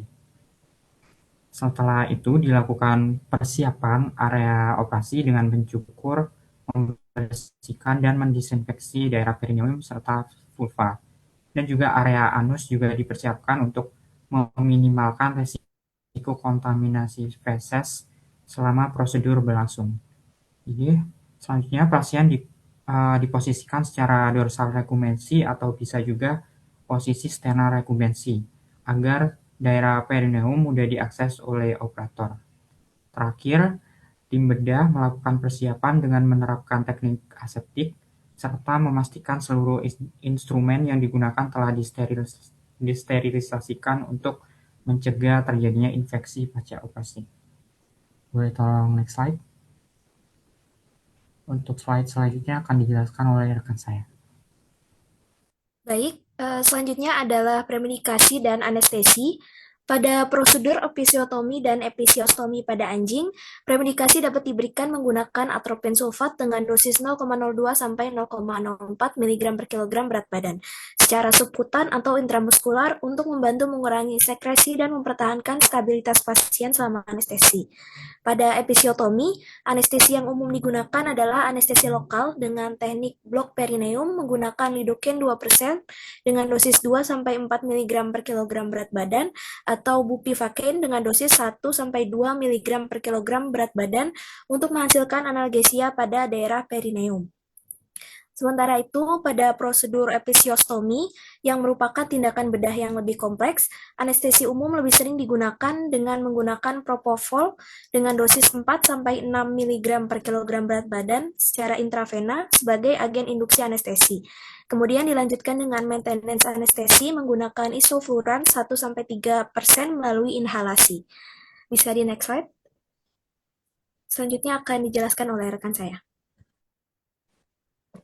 Baik, selanjutnya ialah teknik operasi episiotomi. Pertama ialah persiapan dan posisi hewan. Hewan diposisikan ventral recumbensy dan daerah perineum disterilkan. Selanjutnya, pemasangan doyan intensional forceps pada kedua labia vulva di daerah medial perineum untuk meminimalkan kontaminasi pada area insisi dan bisa dilihat pada gambar A. Selanjutnya, pembuatan insisi dilakukan pada linea mediana perinealis dimulai dari commissura dorsalis vulva dan diarahkan menuju dorsal menuju regio anus, seperti pada gambar B. Selanjutnya, pada gambar C, di mana area insisi diperdalam secara bertahap menggunakan gunting, jaringan, hingga mencapai musculus perinealis dan dinding vagina. Lalu, pendarahan yang muncul selama prosedur dikendalikan menggunakan hemostat, elektrokoagulasi, atau ligasi pembuluh darah. Setelah prosedur utama selesai dilakukan, area operasi dibersihkan dan dievaluasi kembali untuk memastikan tidak terdapat pendarahan yang aktif. Dan terakhir, penutupan luka dilakukan dalam 3 lapisan, yaitu pertama mukosa vagina dijahit menggunakan benang absorbable chromic catgut dengan pola jahitan simple continuous ataupun simple interthread. Kemudian lapisan kedua itu ialah musculus dan subcutis dijahit menggunakan teknik jaringan yang serupa untuk mengembalikan kontinuitas jaringan. Dan yang terakhir yaitu kulit dijahit menggunakan benang non-absorbable dengan pola jahitan interthread. Next slide. Baik, selanjutnya kita akan masuk ke teknik operasi episiostomi. Pada gambar pertama menunjukkan tahap awal operasi setelah dilakukan pemeriksaan untuk menentukan batas dorsal insisi dan menghindari cedera pada musculus sphincter ani externus. Insisi median dibuat mulai dari aspek caudodorsal canalis vagina horizontal hingga mencapai komissura dorsal vulva sehingga diperoleh aksis menuju vestibulum dan vagina. Pada gambar kedua, memperlihatkan pemotongan lapisan jaringan yang terdiri atas otot tipis atau otot perineal, jaringan subkutan dan mukosa menggunakan gunting mayo. Pada tahap ini, perdarahan dapat terjadi sehingga diperlukan hemostasis menggunakan hemostat, ligatur, atau elektrokauter untuk mempertahankan visualisasi lapangan operasi. Pada gambar ketiga, menunjukkan vestibulum dan vagina yang telah terekspos setelah pemasakan retractor. Tahap ini digunakan untuk melakukan tindakan utama sesuai indikasi seperti eksplorasi, koreksi kelainan, atau pengangkatan massa. Sama prosedur berlangsung, papila uretra dan uretra harus selalu diidentifikasi serta dilindungi dari kemungkinan cedera. Selanjutnya pada gambar keempat, menunjukkan tahap penutupan mukosa menggunakan jahitan simple intertube dengan benang absorbable. Pada prosedur episiostomi, tahap ini dimodifikasi dengan menjahit mukosa vestibulum langsung ke tepi kulit untuk membentuk hubungan mukotaneus. Kemudian pada gambar 4B merupakan tahap akhir operasi episiostomi. Tepi mukosa dan kulit dijahit hingga membentuk stoma vestibulovaginal permanen atau jangka panjang yang mempertahankan hubungan akses ke vestibulum. Setelah stoma terbentuk dengan baik, area operasi diperiksa kembali untuk memastikan tidak terdapat perdarahan, penyempitan stoma maupun komplikasi lainnya sebelum memasuki fase perawatan pasca operasi. Saya kembali lagi ke tahap penjahitan. Sedikit menambahkan, untuk mukosa itu dijahit menggunakan pola simple interrupted dengan benang sintetis monofilament absorbable ukuran 3-0. Kemudian jaringan otot dan subkutan ditutup dengan satu lapisan menggunakan pola simple interrupted dengan benang sintetis monofilament absorbable ukuran 3 atau 4. Kemudian kulit ditutup menggunakan pola simple interrupter atau cruciate mattress dengan benang sintetis monofilament absorbable ukuran 3. Terima kasih.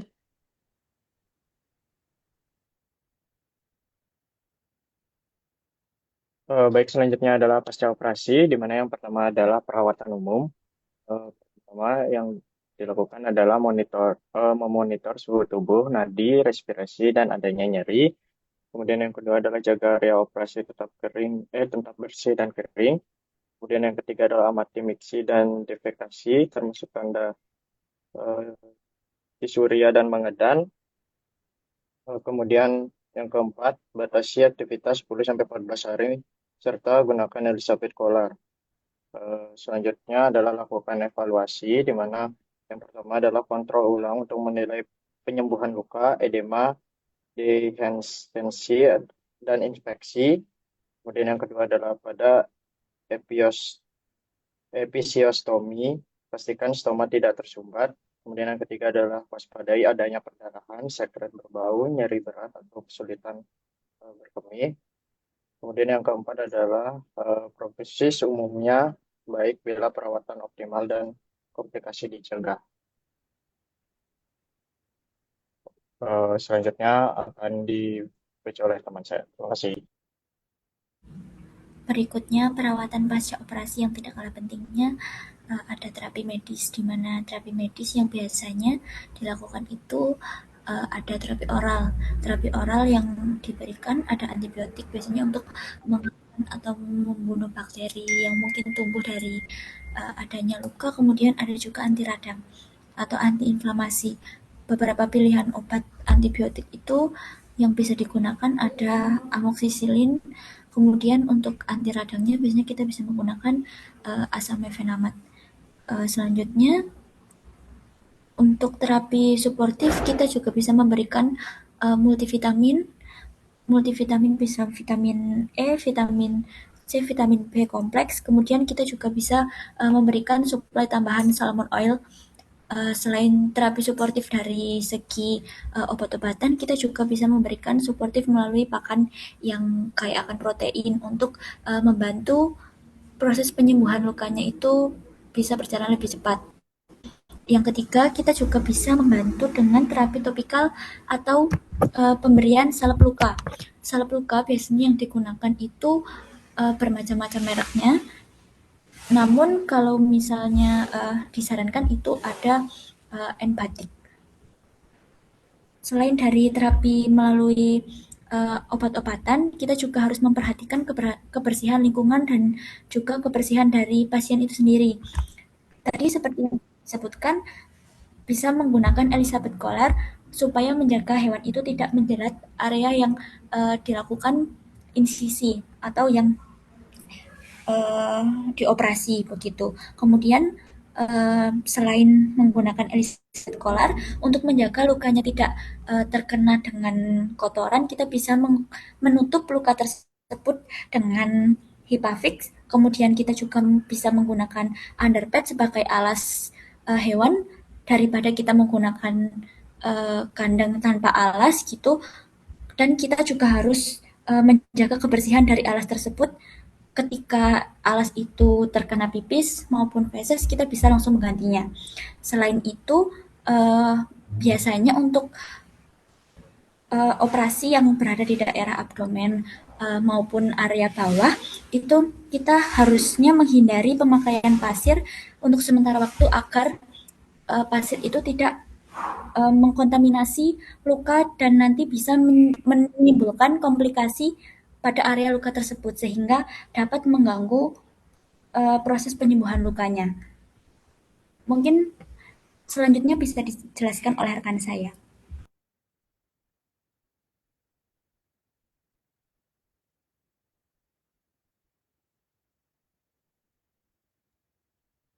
Baik, sekian yang dapat kami dari kelompok D3 presentasikan.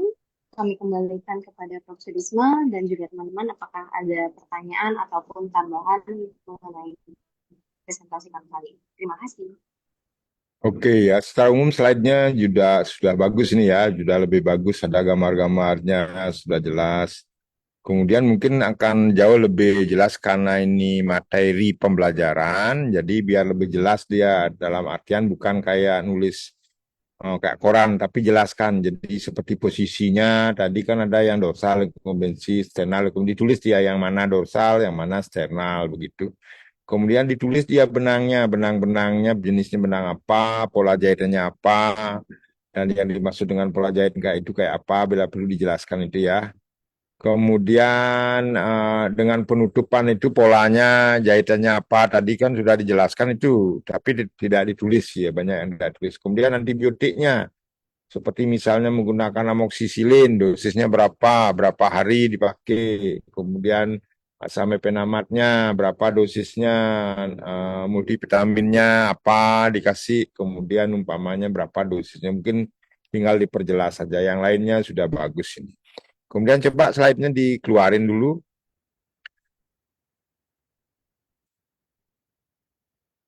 Kadek Rian, Aryawan, ada komentar, pertanyaan? Mungkin izin komentar ke slide PPT-nya sih dok. Yang Ya. di operasi itu gambarnya kucing, tapi di judulnya pada anjing ini operasinya dok. Ya, ini mungkin pada anjing dan kucing ya, slide-nya semua begitu dijelaskan, karena ini kebanyakan yang bikin ini kan pada anjing dan kucing. Jadi biar lebih jelas dia antara anjing dan kucingnya. Tentu ada beberapa perbedaan. Kalau sama, tidak masalah ya. Begitu maksudnya ya. Iya dok.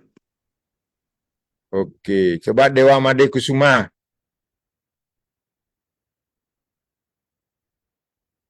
Halo? Dewa Made Kusuma? Iya dok. Ada komentar? Sejauh ini enggak dok. Sudah paham? Sama kayak yang tadi dibilang perlu dikasih gambar. Oke. Ida Ayu Meta Saraswati. Oke, Prof. hadir. Ya. Ada komentar? Mungkin kalau dari saya sama seperti Profnya tadi yang untuk antibiotik kurang dosis dan berapa hari pemberiannya seperti itu, Prof. Ya, benangnya, jahitannya diisi ya. Biar lebih jelas kan nih selain pembelajaran. Nanti dibagi biar temannya yang lain juga tahu bisa digunakan untuk belajar ini. Oke, rasanya kalau memang nggak ada, kita lanjut ke grup A ya.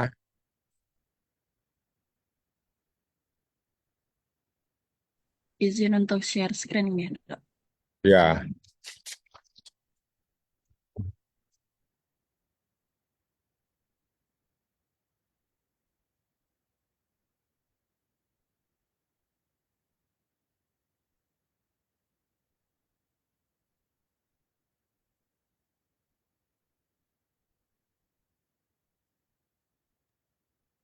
Izin, Dok, apakah sudah terlihat untuk slide-nya? Ya? sudah. Ya, baik. Baik, selamat malam kepada Prof. Sudisma dan juga teman-teman semuanya. Pada kesempatan kali ini kami dari kelompok A4 akan mempresentasikan tentang teknik operasi pimosis pada kucing dan parapimosis pada anjing. Dan ini adalah kelompok dari A4 sendiri. Baik, selanjutnya saya akan membahas tentang terminologi dari pimosis dan juga parapimosis, yang dimana pimosis itu sendiri adalah situasi di mana penis itu tidak dapat dikeluarkan melalui prepucium akibat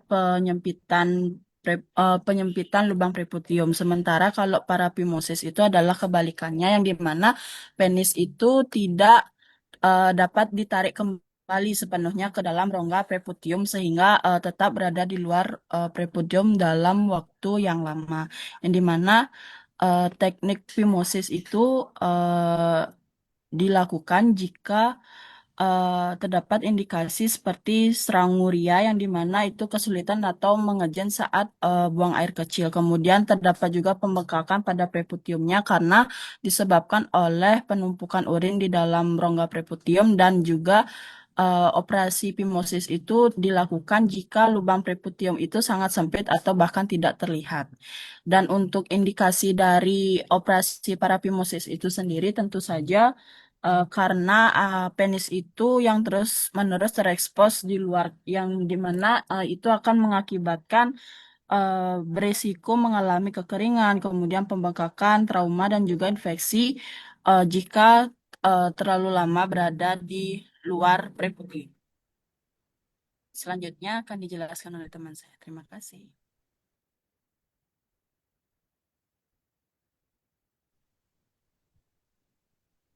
Kemudian ada praoperasi, di mana yang pertama mengenai posisi hewan. Hewan diposisikan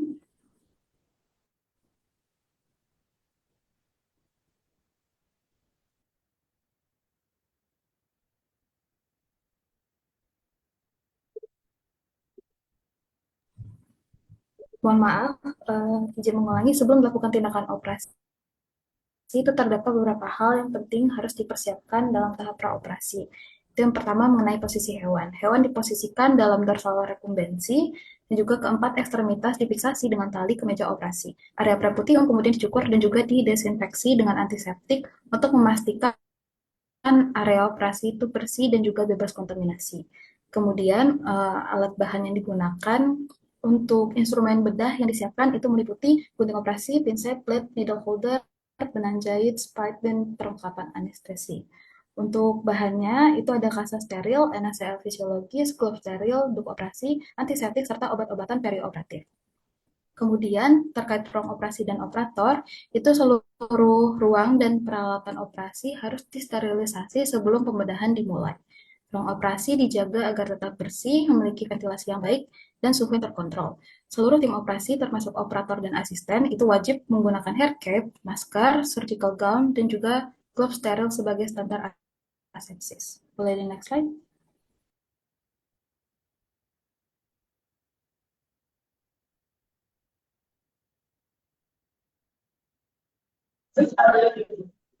Selanjutnya saya akan menjelaskan mengenai premedikasi dan anestesi.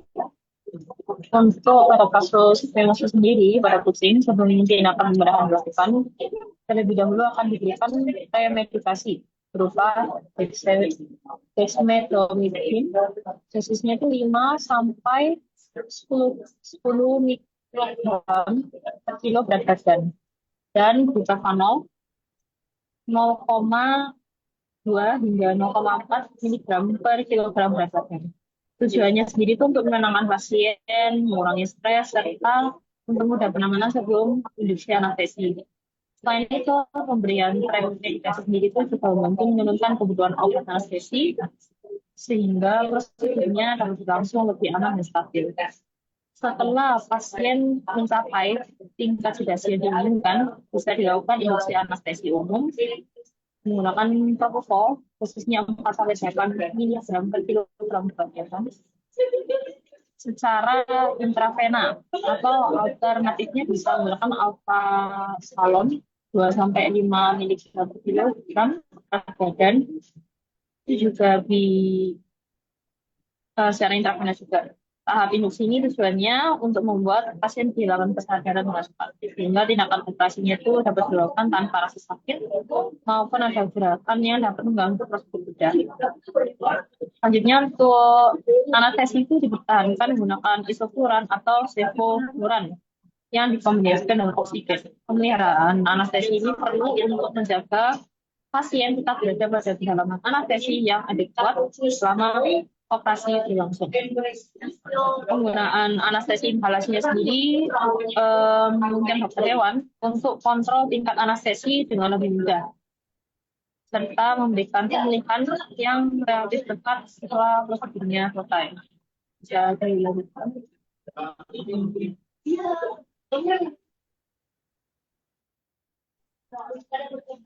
Untuk parasitosis pada anjing, medikasinya bisa dilakukan menggunakan atropin sulfat dengan dosisnya 0,02 hingga 0,04 mg per kilo berat badan, akeflomazin dosis 0,02 sampai 0,05 mg per kilogram berat badan, dan butanol dosis 0,2 hingga 0,4 mg per kilogram berat badan. Untuk pemberiannya bisa menggunakan IM dan SC untuk atropin sulfat, untuk akeflomazinnya IM, untuk sulfonol IM. Atropin sendiri fungsinya untuk mengurangi sekresi saliva dan membantu menjaga kestabilan bunyi jantung. Sedangkan untuk akeflomazin berperan sebagai sedatif untuk menenangkan pasien. Untuk butanol diberikan untuk memberikan efek analgesik dan meningkatkan kualitas sedasi sebelum operasi dilakukan.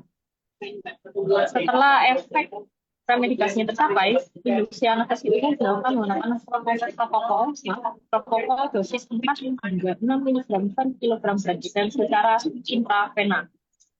Propofol dipilih karena memiliki onset kerja yang cepat dan memungkinkan pasien segera mencapai kondisi anestesi yang diperlukan untuk tindakan berikut.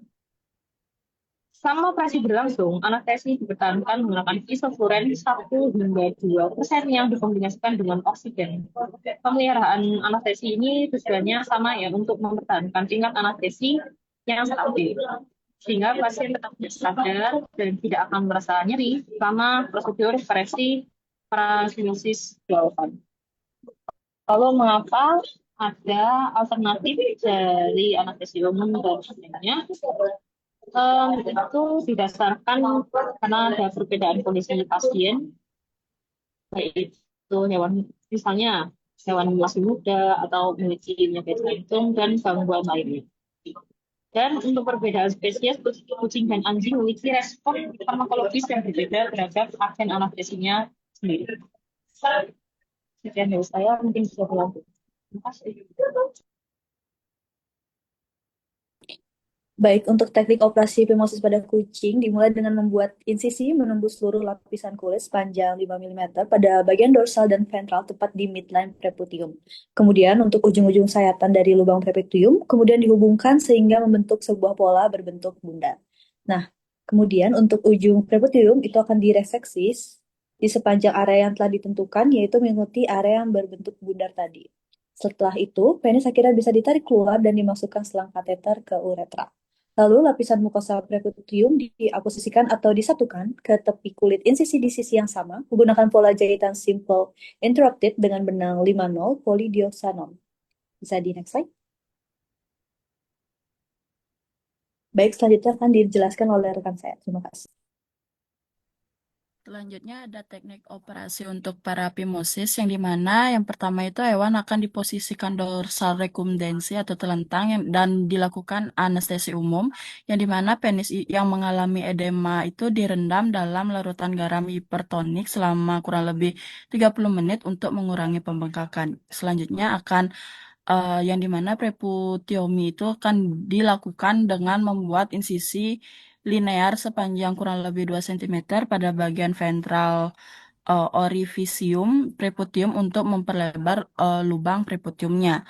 Dan apabila penis itu masih sulit untuk direposisi, darah yang terakumulasi pada korpus cavernosum itu akan diaspirasi menggunakan jarum hipodermik 20G pada beberapa titik sehingga ukuran penis itu berkurang hingga sekitar setengahnya.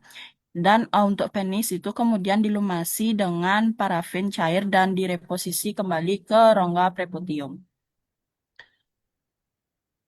Dan setelah hal tersebut dilakukan, akan dilakukan jahitan purse string yang dimana dipasang pada orifisium preputium untuk mempertahankan penis tetap berada di dalam preputium dan mencegah prolaps kembali. Yang dimana kateter urea itu dipasang dan difiksasi pada preputium untuk mengatasi disuria serta menjaga kelancaran aliran urin selama masa penyembuhan. Dan untuk perawatan pasca operasinya itu meliputi pemberian antibiotik, antiinflamasi, flushing preputium dengan povidan, iodin, serta pelepasan kateter dan jahitan pada hari kelima pasca operasi. Dan pemulihan sempurna itu dicapai dalam kurang lebih 10 hari. Selanjutnya akan dijelaskan oleh teman saya. Terima kasih.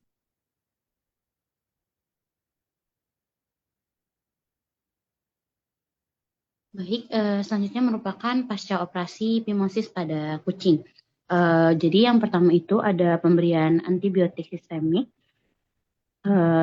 digunakan cefazolin dengan dosis 30 mg per kilogram secara intravena atau dapat juga injeksi menggunakan ceftriaxone 50 mg secara intramuskular.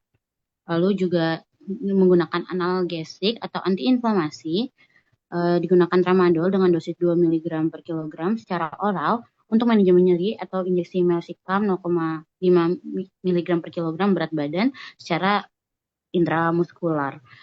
Dan juga dapat menggunakan ekolar, memastikan luka operasi tetap bersih dan jahitan tidak rusak saat hewan menjilat atau menggigit area yang baru dioperasi.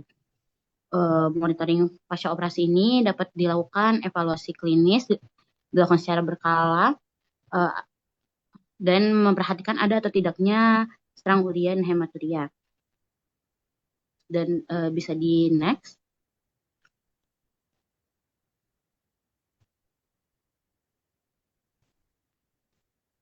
Selanjutnya Lalu yang selanjutnya ada pasca operasi parapimosis pada anjing yang dimana dilakukan terapi 5 mg per kilogram berat badan dan dilakukan terapi antiinflamasi dengan injeksi ketoprofen 2 mg per kilogram berat badan dan diberikan suplementasi dengan injeksi vitamin A, D, dan E sebanyak 0,5 mili dan diberikan juga antihistamin dengan injeksi chlorpheniramine maleat 1 mili.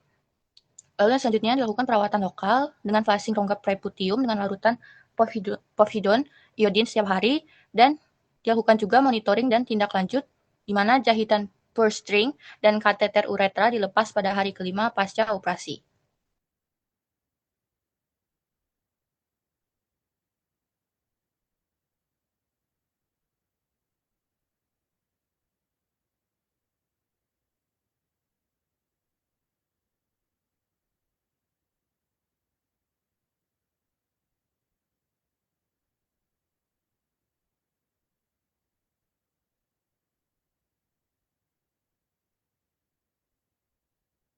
Baik, untuk kesimpulan dari pembahasan kami tadi itu adalah phimosis dan paraphimosis itu sendiri merupakan dua kondisi berlawanan yang mempengaruhi kemampuan retraksi dari penis terhadap preputium itu sendiri, yang dimana phimosis itu ditangani dengan preputioplasti dan untuk paraphimosis itu ditangani dengan preputiotomi, reposisi penis, dan pemasangan jahitan per string.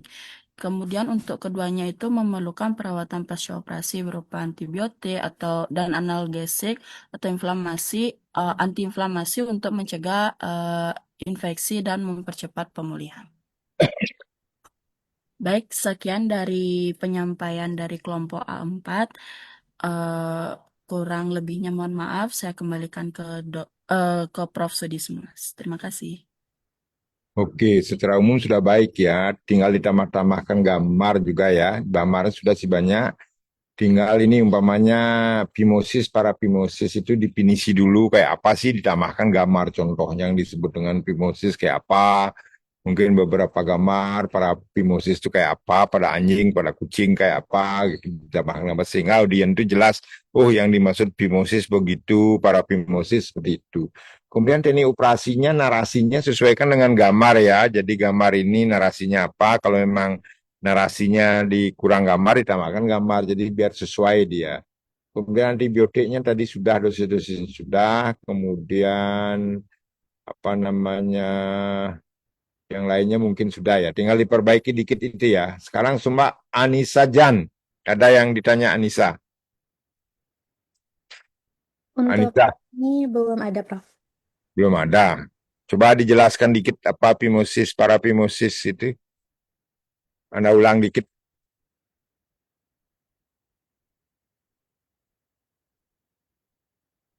Halo? Phimosis itu apa, paraphimosis itu apa, kemudian gimana prinsip pembedahannya? Anissa, Jan?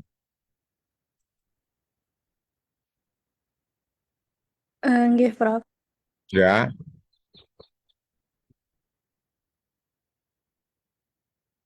Halo?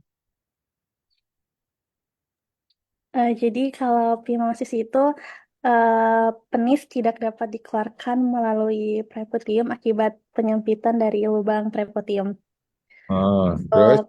Paraphimosis itu penis tidak dapat ditarik kembali sepenuhnya di dalam rongga preputium sehingga tetap berada di luar preputium dalam jangka waktu yang lama. Nah, kemudian penanganannya gimana? Penanganannya bagaimana caranya?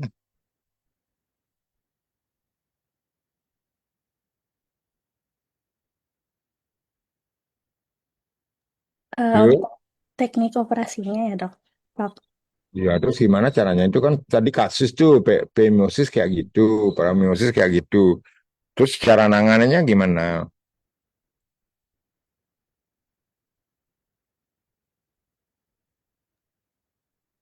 Yang saya baca dari PPT A4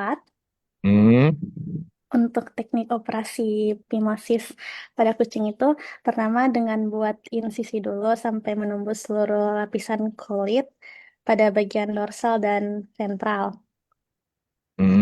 Kemudian ujung-ujung sayatan dari lubang preputium itu dihubungkan sehingga membentuk sebuah pola area yang bentuknya itu bundar. Terus ujung preputium direksisi di sepanjang area yang telah ditentukan, yaitu mengikuti area berbentuk bundar tadi. Setelah itu, penis bisa ditarik keluar dan dimasukkan selang kateter ke uretra.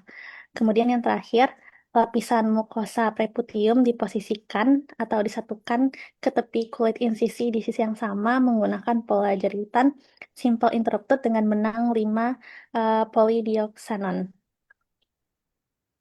Oke. Oke, ada yang bertanya lagi yang lain? Ada yang diskusikan? Cantika? Halo Cantika? Izin masuk, Prof. Ada komentar Cantika? Onur Rahmat dulu, ya, gimana?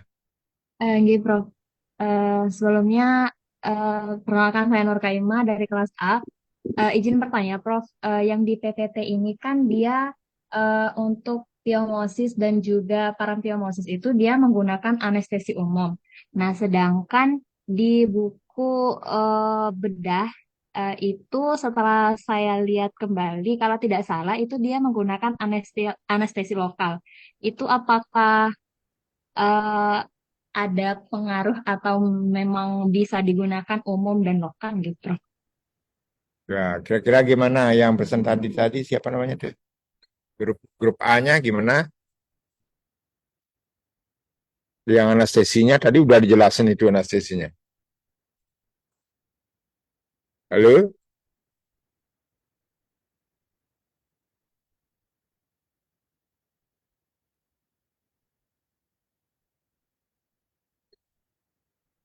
Halo grup A?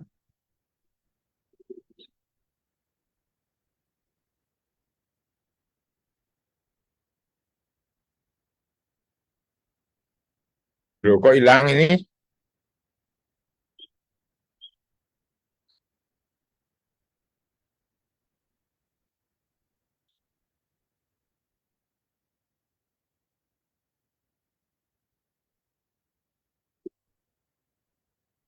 Halo?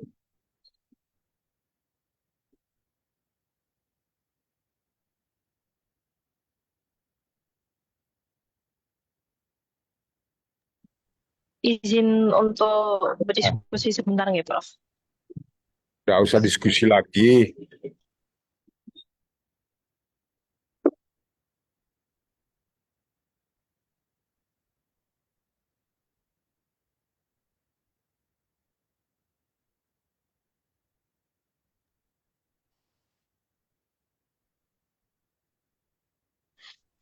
Izin menjawab, Prof. Kalau dari sumber yang kami pakai memang menggunakan anestesi umum, tapi kembali lagi ke kondisi hewannya masing-masing karena ada beberapa hewan juga ketika menggunakan anestesi lokal itu tidak dapat tidak tergantung kondisinya kembali, Dok. Prof, begitu. Mungkin dari kelompok saya ada yang ingin menambahkan? Untuk saya izin menambahkan juga. Tadi kalau tidak salah saya dengar itu perbedaannya dari anestesi umum dan anestesi lokalnya. Dari sumber yang kami dapatkan memang menggunakan anestesi umum dan gunanya itu untuk kehilangan kesadaran. Jadi pada kasus fimosis dan parafimosis sendiri itu anestesi umum itu digunakan karena area penis dan pereputium itu cukup sensitif dan karena sensitif ini tentu hewan pasti lebih bisa merasakan gitu. Jadi pasien itu bisa tetap diam selama tindakan bedah. Jadi gunanya kenapa dituliskan anestesi umum untuk pada kasus fimosis dan parafimosis sendiri tindakan membutuhkan pasien tetap diam selama tindakan bedah. Jadi untuk kenapa tidak anestesi lokal? Anestesi lokal itu untuk mematikan rasa pada area tertentu saja yang akan dioperasi. Jadi pasiennya tuh tetap sadar, tapi untuk beberapa tempat yang diberi anestesi lokal itu hanya sakit di situ saja. Sedangkan untuk ini tuh sedangkan untuk anestesi umum itu digunakan untuk kebutuhan di mana pasien itu harus tetap diam selama tindakan bedah. Mungkin bisa dibantu untuk koreksi juga, gitu. Oke, anestesi ini kan udah paham ya, ada anestesi lokal, ada regional, ada umum. Pemilihan anestesi ini tergantung dari jenis operasi yang digunakan, kemudian anestesi yang diperlukan. Kalau anestesi lokal itu anestesi yang setempat gitu kan, di mana diinjeksikan, di mana diaplikasikan cuman setempat ya. Kalau regional, regio tertentu. Kalau umum di keseluruhan. Jadi kalau anestesi umum itu kesadarannya juga hilang, jadi anjingnya tidur. Gitu. Kalau anestesi lokal kesadarannya kan tidak hilang, itu hanya setempat saja. Oleh sebab itu pada anestesi umum dia sudah sekalian premedikasi, sekalian dilakukan restrain itu, jadi sudah hewannya tertidur dia begitu, jadi sehingga lebih enak, lebih nyaman melakukan pembedahan. Jadi sebenarnya bisa digunakan anestesi lokal, anestesi regional maupun anestesi umum. Kalau memang anjingnya sudah kooperatif, anjingnya baik, kemudian tidak akan mungkin bergerak-gerak dan mau diam tidur, bisa digunakan anestesi lokal atau blok setempat, atau bisa juga anestesi regional. Tapi tadi digunakan anestesi umum karena biar sekalian jadi lebih nyaman bekerja, sehingga hewannya hilang kesadaran, tertidur, kemudian saat melakukan operasi akan lebih nyaman seperti itu. Mungkin begitu ya Nur Haimah ya. Nggih, Prof. Terima kasih, Prof, atas Oke, yang lain ada? Kalau tidak ada, tadi sesuai dengan apa yang kita diskusikan tadi, slide-slide-nya semuanya diperbaiki, yang presentasi maupun tidak presentasi, sesuai dengan diskusi kita tadi. Secara umum itu adalah definisi, kemudian menulisnya jangan kayak koran, keyword-keyword saja, kemudian narasi dengan gambar disesuaikan. Seperti itu. Jadi nanti dikumpul lewat Korti ke saya untuk bisa dikasih nilai. Mungkin itu saja dulu hari ini, karena sudah malam, ini malam minggu, udah boleh lebih dari jam 9, ini sudah 20.57. Kuliah saya akhiri, semoga bermanfaat, selamat belajar, semoga lancar semua.